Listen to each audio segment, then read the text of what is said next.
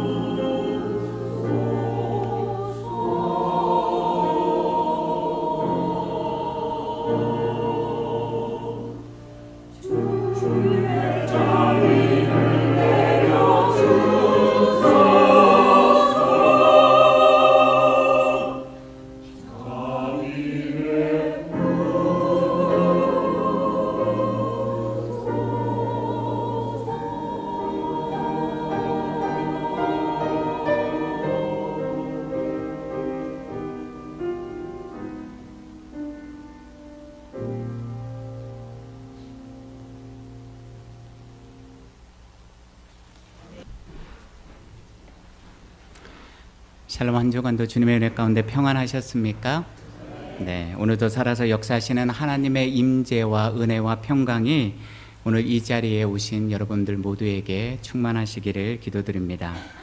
시애틀 근처에 사는 은퇴하신 목사님 밥 무어헤드가 쓴 The Paradox of Our Time, 즉 우리 시대의 역설이라는 그런 칼럼이 사이버 공간을 헤매고 다니는 인터넷 독자들의 심금을 울렸다고 합니다.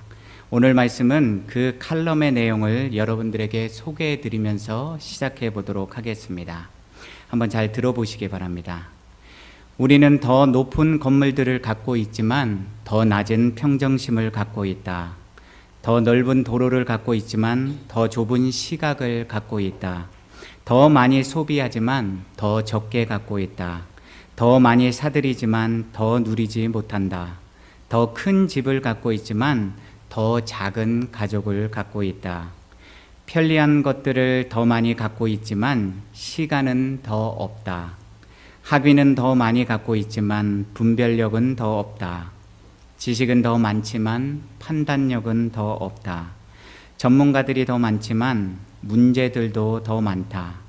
기계는 더 많아졌지만 만족은 더 적어졌다. 더 많은 약을 갖고 있고 먹고 있지만 더 연약한 건강을 가지고 있다. 비타민제를 더 많이 먹지만 결과는 더 잘 나타나지 않는다. 우리는 지나치게 많이 마시고 피우며 무분별하게 소비하고 적게 웃고 빨리 운전하며 쉽게 성을 내고 늦게 자고 피곤한 상태로 항상 일어난다. 또 책을 거의 읽지 않고 TV는 지나치게 많이 시청하면서도 기도는 하지 않는다. 재산은 증대시켰지만 재산의 가치는 축소시켰다. 우리는 목적지에 더 빨리 도달하고 더 적게 일하고 더 속히 돌아오려고 더 빠른 비행기를 타고 날아간다. 더 많은 계약서에 도장을 찍지만 이윤이 더 작다는 것을 깨닫는다. 생계를 꾸리는 법은 배웠으나 인생을 살아가는 법은 배우지 못했다. 인생의 횟수를 더했으나 그것에 생명을 더하지 못했다. 어떠십니까, 여러분? 참으로 공감이 되는 칼럼이 아니십니까? 제3차 산업혁명을 통해서 우리 인간의 삶의 질은 과학과 의학과 경제, 산업, 지식, 그리고 우리가 이용하고 있는 인터넷에 이르기까지 모든 분야에 거쳐서 과거 50년 전, 100년 전과 비교할 수조차 없는 수준에 이르렀습니다. 여러분, 가난해서 못 먹고 가난해서 못 입고 고생하던 여러분들의 어린 시절과 비교해봐도 오늘 우리의 삶의 질이 얼마나 괄목할 만한 성장을 거두었습니까? 이제는 삶의 질과 의학의 발달로 인해서 인간의 수명이 100세를 바라보고 있는 시대입니다. 그런데 참 이상한 것은요, 이렇게 살기 좋은데, 그리고 이렇게 세상 곳곳에 교회와 목회자들이 많은데, 이렇게 곳곳에 예수 그리스도를 믿는다고 하는 교인은 많은데, 왜 우리 믿음의 수준과 질이 점점 떨어져 가는 것일까요? 오히려 현대 그리스도인들은 과거에 무식하고 성경도 잘 모르셨던 우리들의 할아버지, 할머니들의 신앙생활에 비하면, 그분들의 헌신과 섬김에 비하면, 그분들이 매일의 삶에서 경험하였던 믿음의 기적에 비하면 어쩌면 너무나도 부끄러운 신앙을 하고 있는지도 모릅니다. 도대체 왜 이런 일이 오늘날 벌어지고 있는 것일까요? 그때 살아계셨던 하나님께서 지금은 아무 말씀 안 하시고 침묵하시기 때문입니까? 그때 역사하셨던, 뜨겁게 역사하셨던 성령님께서 지금은 잠시 쉬고 계시기 때문입니까? 도대체 우리 믿음의 선조들이 가지셨던 그 믿음과 오늘 우리의 믿음의 차이는 무엇입니까?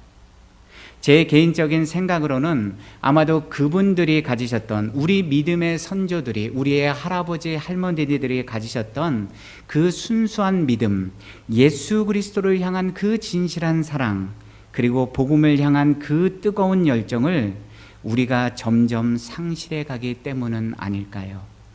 그분들이 하나님 앞에 날마다 무릎 꿇고 기도하며 살아계신 하나님의 말씀을 있는 그대로 가감없이 순수하게 받아들였던 것과 달리 오늘 우리들은 우리의 이성과 지식과 합리적인 판단을 통해서 너무 하나님의 말씀을 이리저리 재어보고 우리 믿음의 방식과 취향대로 하나님의 말씀을 믿어버리기 때문은 아닐까요? 오늘 말씀 속에도 모세호경, 즉 하나님이 주신 율법을 가장 잘 알고 그 율법을 통해서 신앙의 전통을 계승해 왔던 사두개파 사람들에 대한 이야기가 소개되어 있습니다. 오늘 본문을 보면 어떤 사두개인들이 예수님께 나와서 부활에 관한 논쟁을 일으킵니다. 바리새파와 함께 유대 율법주의, 유대 종교주의의 쌍벽을 이뤘다고 할 수 있는 이 사두개파, 그들은 바리새파와는 다르게 부활과 영생과 영적 존재, 그리고 천국과 지옥 등을 전혀 믿지 않는 그런 세속적인 당파였습니다. 제사장 사두개 후손들과 그의 추종자들로 구성된 사두개파는 그 당시 이스라엘을 지배하고 통치하고 있던 로마 제국과 협력하면서 유대 사회의 그런 종교적 기득권을 독점하고 있었던 세속적 당파였습니다. 그들은 예수님 당시에 이 로마인들과 결탁하여서 이 종교 제사장 계급을 차지하였고, 그로 인해서 그 사회 속에서 부를 축적하고 공적 지위, 즉 파워와 어토리티를 누리고 있었던 자들이었습니다. 사두개파 사람들은 전통적으로 자신들이 믿어왔던 이 모세오경을 정경으로 믿고 그 모세오경을 제외하고는 구약 성경 전체의 권위를 무시하고 믿음과 윤리에 관계된 것만 믿었고, 우리가 믿는 천사와 영의 존재 자체도 믿지 않았습니다. 왜 그들이 그런 믿음을 가질 수밖에 없었습니까?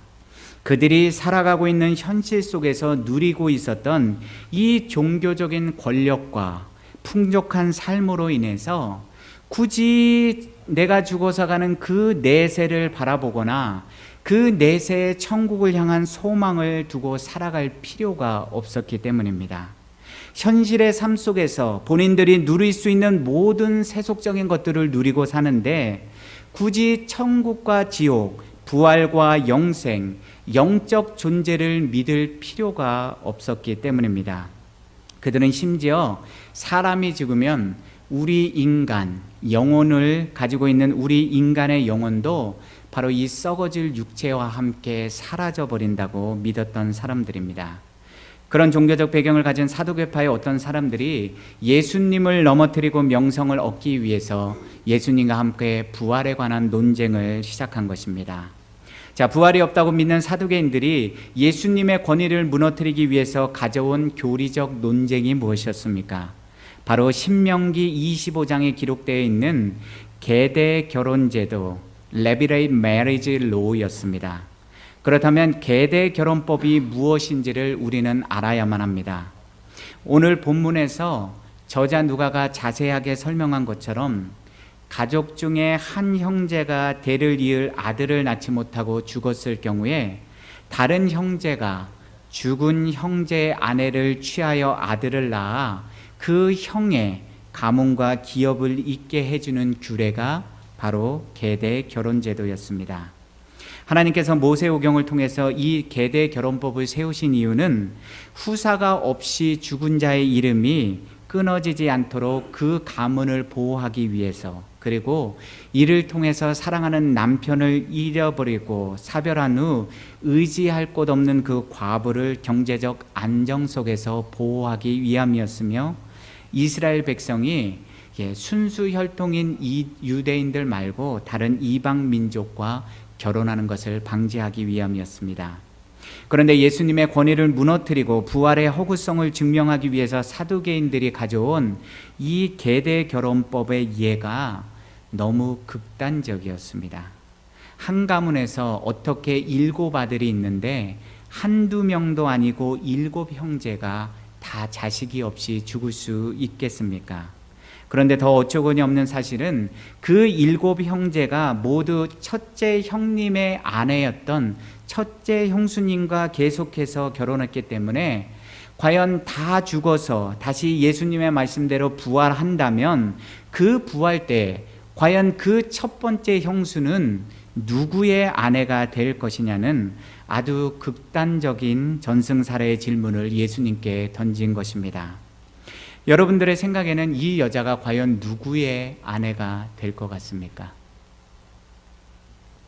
네. 은혜 받으셨으면 대답 좀 하셔야죠. 네.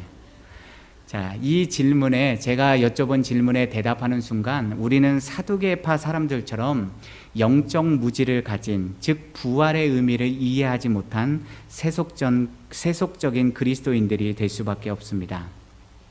여러분, 계대 결혼 제도의 문제점을 바탕으로 부활에 대한 지극히 이성적이고 합리적인 질문을 던진 사두개인들에게 예수님께서 어떤 지혜로운 대답을 해주셨습니까? 동일한 이야기를 가진 평행 본문인 마태복음 22장과 마가복음 12장을 보면 그 두 본문에서는 예수님은 너희가 성경도 하나님의 능력도 알지 못하는 고로 오해하였도다라며 매우 강한 어조로 사두개인들의 영적 무지를 책망하십니다. 그러나 오늘 본문인 누가복음 20장 34절을 보면 예수님은 이 세상과 부활 이후의 세상, 즉 우리가 죽고 난 이후의 세상을 비교하는 그런 논리적인 설명을 통해서 사두개인들에게 참으로 지혜로운 대답을 해주십니다. 저자 누가가 이렇게 논리적인 표현을 사용한 이유는 바로 누가복음의 독자, 이 누가복음을 쓴 이유가 그 헬라인 성도들을 위한 것이었기 때문에 그 헬라인 성도들의 논리적 사고를 배려했기 때문이었습니다. 자, 예수님이 34절 이하에서 말씀하신 논리적인 답변이 무엇이었습니까? 이 세상의 자녀들은 장가도 가고 시집도 가지만 저 세상과 및 죽은 자 가운데서 부활함을 얻기에 합당히 여김을 얻은 자들은 장가 가고 시집 가는 일이 없다고 말씀하십니다. 또한 부활한 자들은 영원한 생명을 가진 영생을 살아가기 때문에 다시 죽을 수도 없고 천사와 동등한 존재를 가진 하나님의 자녀가 된다고 본문 속에서 말씀하십니다. 자, 그렇다면 예수님과 사두개인들이 말한 부활의 결정적인 차이가 무엇입니까? 영적 세계를 믿지 않는 사두개인들은 자신들의 경험과 이성에 갇혀서 사후의 부활도 현재의 상황 그대로, 즉 우리 육신의 몸과 생활 습관을 그대로 간직한 채 죽었다가 다시 살아나서 사는 것이라고 믿었습니다. 즉 우리의 육신이 죽었다가 다시 무덤에서 똑같은 육신의 피와 살을 가지고 되살아나서 결혼도 하고 자식도 낳는 것이라고 생각했습니다. 반면에 예수님은 부활의 본질과 능력을 정확하게 설명해 주셨습니다. 부활은 단순히 우리 육체의 부활이 아니라 질적으로 전혀 다른 초월적인 변화를 가져오는 능력이며 실제라는 것입니다. 즉 우리는 부활 이후에 하나님의 자녀로서 천사들처럼 썩지 않는 영광스러운 어떤 몸, 다시 말하면 완전히 새로운 존재로 거듭나게 된다는 것입니다. 즉 영생을 살아가는, 예수 그리스도와 함께 영원한 생명을 살아가는 거룩한 존재로 변화되니 우리가 이 땅에서 사는 것처럼 다시 결혼을 하거나 시집을 갈 필요가 없다는 것입니다. 그러한 부활의 실제를 사도 바울은 고린도 후서 15장 35절 이하에서 이렇게 표현하였습니다. 죽은 자의 부활도 이와 같으니 우리의 썩을 몸으로 심고 썩지 아니할 몸으로 다시 살며 육의 몸으로 심고 신령한 몸으로 다시 사나니 육의 몸이 있은즉 신령한 몸이 있느니라. 자, 사도 바울이 말한 부활의 핵심이 무엇입니까? 우리가 부활한 후에 예수님과 함께 영생을 살면서 입을 몸은 이런 우리의 살과 피로 이루어진 몸이 아니라 썩지 아니하는 신령한 몸, 하늘에 속한 자의 형상이라고 표현했습니다. 즉 우리가 가진 이 이성과 지식과 상식을 넘어서는 인간의 그런 리미티드된, 그런 한정된 언어로 표현할 수 없는 어떤 신령한 존재의 몸을 갖게 될 것을 이야기한 것입니다. 그렇다면 부활 후에 하나님의 자녀들이 입게 될 신령한 몸을 조금 더 쉽게 이해하기 위해서 우리는 요한복음 20장에서 부활하신 예수님이 제자들에게 나타나신 이야기를 살펴보도록 하겠습니다. 요한복음 20장 19절 이하를 보시면 부활하신 예수님이 제자들에게 나타나신 이야기가 소개되어 있습니다. 그런데 예수님이 제자들에게 나타나신 그 장면을 소개하는 내용이 참으로 흥미롭습니다. 들어보시기 바랍니다. 이날 곧 안식 후 첫날 저녁 때 제자들이 유대인들을 두려워하여 모인 곳에 문들을 닫았더니 예수께서 오사 가운데 서서 가라사대 너희에게 평강이 있을지어다. 26절에도 동일한 내용이 나옵니다. 여드레를 지나서 제자들이 다시 집안에 있을 때에 그 의심 많던 도마도 함께 있고 문들이 모두 닫혔는데 예수께서 오사 가운데 서서 가라사대 너희에게 평강이 있을지어다 하시고, 자, 이 두 구절에 기록된 말씀 중에서 우리가 특히 주목해서 보아야 할 단어들이 무엇입니까? 바로 문들을 닫았더니와 문들이 닫혔는데라는 단어입니다. 예수님이 십자가에 못 박혀 죽으신 후에 남겨진 12제자들이 얼마나 그 로마 군인들 그리고 유대인들 율법주의자들로 인해서 신변의 위협과 두려움을 느꼈으며 자신들이 머물던 곳의 모든 문들을, 창문들을 꼭꼭 걸어 잠갔겠습니까? 그런데 부활하신 예수님이 그 닫혀진 문을 통과해서 그들 가운데 서서 너희에게 평강이 있을지어다라고 말씀하셨다는 것입니다. 문제는 예수님이 그 제자들 곁에 설 때까지 그곳에 있던 어떤 제자들도 전혀 눈치를 채지 못하였던 것입니다. 예수님이 하물며 문을 열고 들어오는 기척도 느끼지 못하였던 것입니다. 여러분, 피와 살로 구성된 인간의 육체를 가지고 어떻게 이 가로막힌 문, 이 시공간의 제약을 넘어서 예수님이 순간 이동을 할 수 있겠습니까? 그래서 누가복음 24장 37절에 보면 이 잠겨진 문을 통과해서 자신들 곁에 서신 예수님을 보고 제자들은 예수님이 아니라 영적인 존재라고 착각을 합니다. 여기서 영어로 번역된 헬라어 퓨누마는 육체를 뜻하는 사륵스와 반대되는 개념으로서 신체를 갖고 있지 않은 상태, 즉 유령, 헬라어로는 판타스마, 그리고 영어로는 고스트라 하죠. 이 고스트로 믿었다는 것입니다. 이처럼 부활의 첫 열매가 되신 예수님의 신령한 존재의 모습을 통해서 우리는 부활 후에 우리가 소유하게 될 신령한 몸의 존재를 어느 정도 깨달을 수 있습니다. 그런 점에서 영적 세계의 오묘함을 우리 인간이 가진 이성과 지성과 경험으로 이해하고 증명하려고 하는 사두개인들의 어리석음을 우리는 닮지 말아야만 합니다.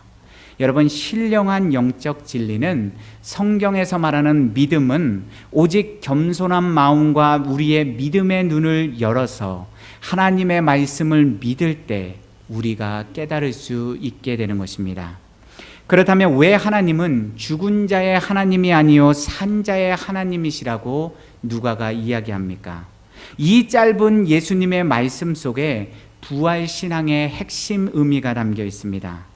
여러분, 히브리서 9장 27절을 보면 한 번 죽는 것은 사람에게 정하신 것이요 그 후에는 심판이 있으리라는 말이 나옵니다. 이 땅에서 살고 있는 모든 인간들 중에서 과연 죽음의 관문을 피할 수 있는 사람이 있습니까?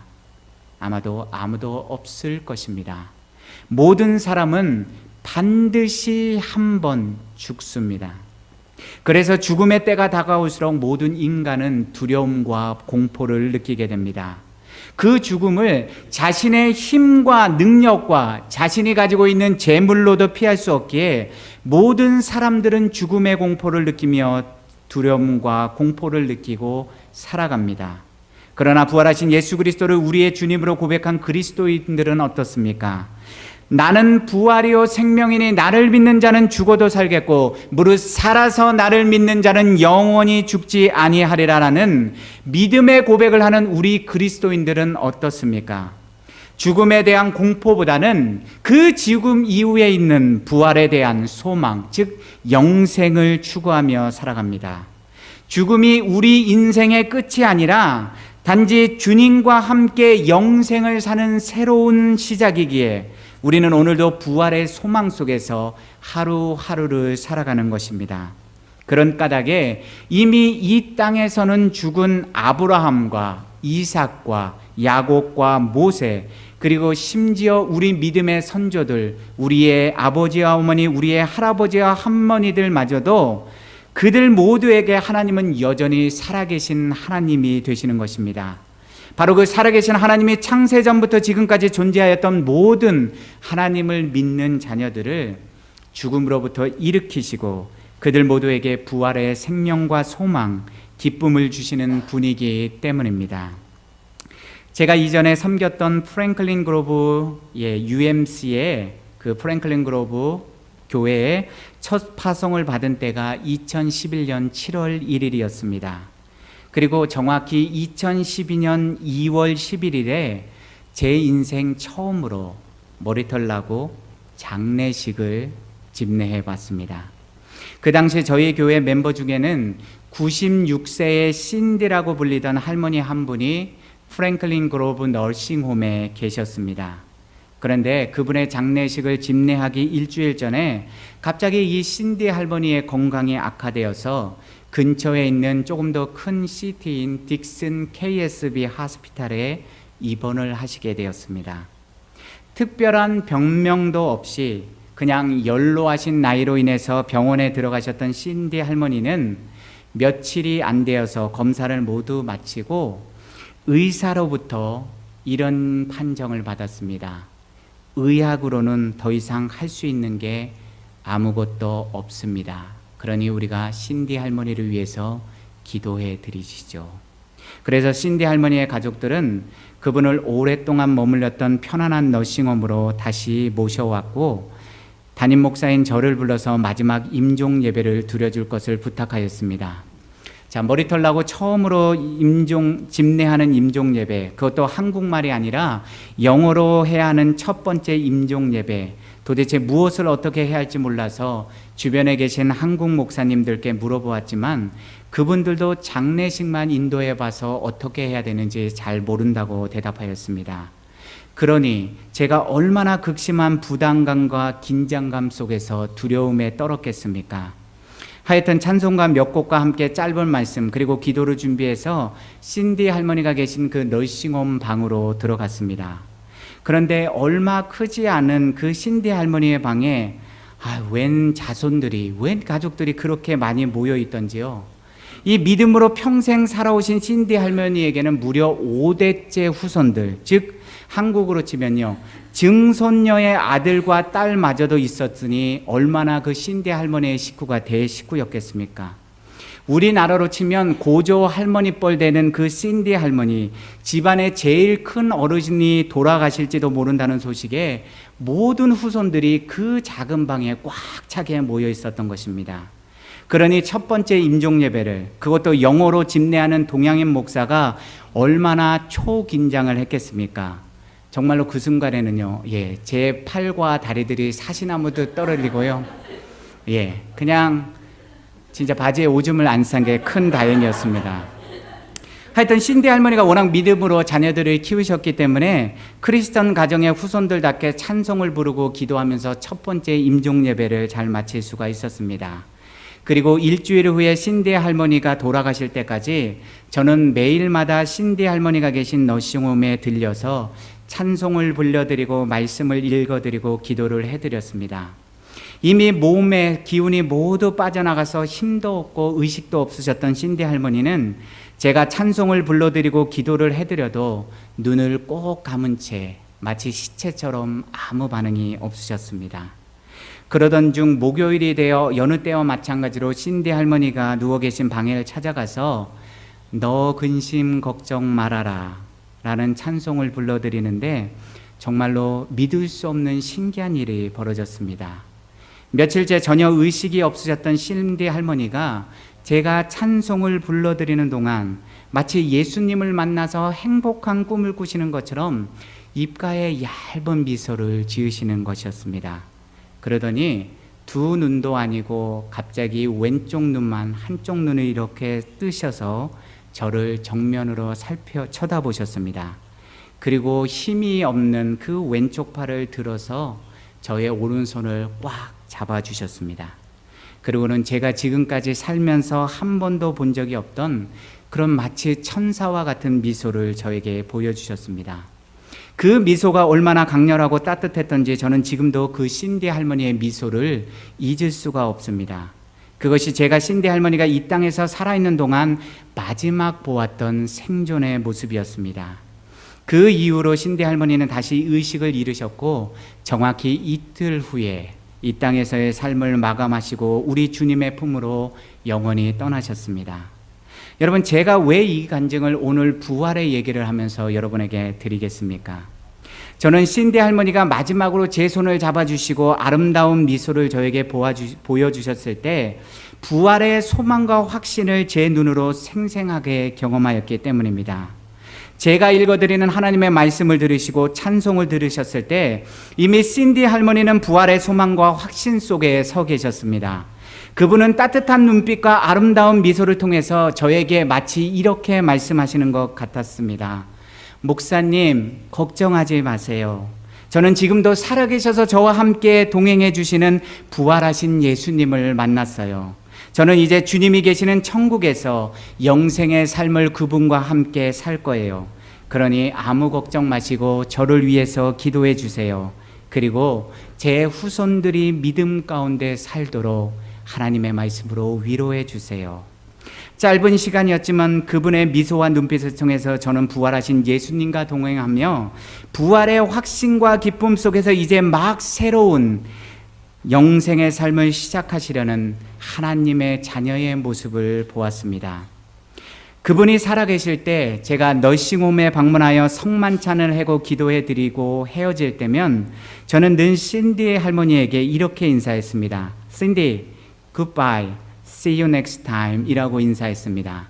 그러면 신디 할머니는 항상 불안한 눈빛으로 패스터, 목사님, 나도 더 오래 살아서 목사님을 다음번에 보고 싶어요. 나도 죽고 싶지 않아요.